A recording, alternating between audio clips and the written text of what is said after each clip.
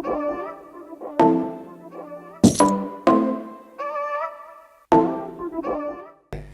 I've heard a lot of entrepreneurs who go and make pitches to investors, and investors say, "This is all great. What are the exit options?" अब बेचारा वो entrepreneur बोलता है वही जो आपने बोला, IPO, M&A. नहीं, और बताओ, what is the other options? इतना भी धमाकेदार क्वेश्चन नहीं था.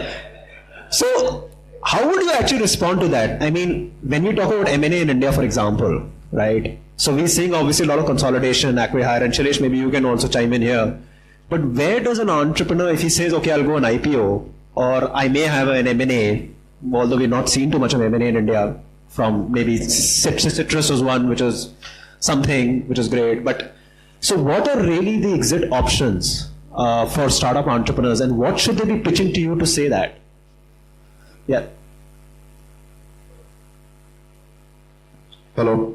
Well, it depends on a lot of things. There are a lot of variables in this. A, what stage of business are you in? So if you're approaching a Matrix Partners for a Series B, and then if you tell them an IPO, still makes sense. But if you're approaching a Unicorn India Ventures, being your first institutional investor within first year of incorporation and telling IPO is an option, it doesn't make sense at all, because a typical life cycle of an IPO globally could range anywhere from 8 to 12 years, 10 years being an average.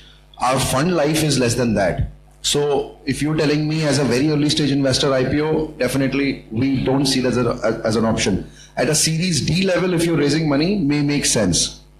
So IPO depends on that. Obviously, then there are certain businesses, and I don't want to comment on that right now, typically SaaS, which are more M&A prone than IPO prone. You know, there are the biggies who would like to buy you, So that is on the nature of the business and the stage of the business. Now coming to M&A, as you rightly said, India has never been a very M&A centric market, and I have personally, prior to becoming an investor and prior to that becoming an operator, I've spent 7 years as an M&A banker. So M&A has never taken off in India very well. We are seeing some M&As as we speak, which is not a happy situation, to be honest, for some.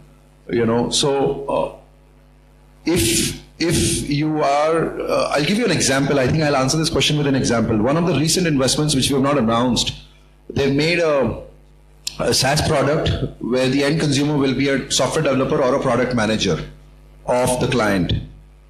So we know, and the founders and we, before at the time of investing, we kind of acknowledged that this is a pure play acquisition story within 3 to 4 years. If we don't sell it in 3 years, then we have lost, then it's not a story at all.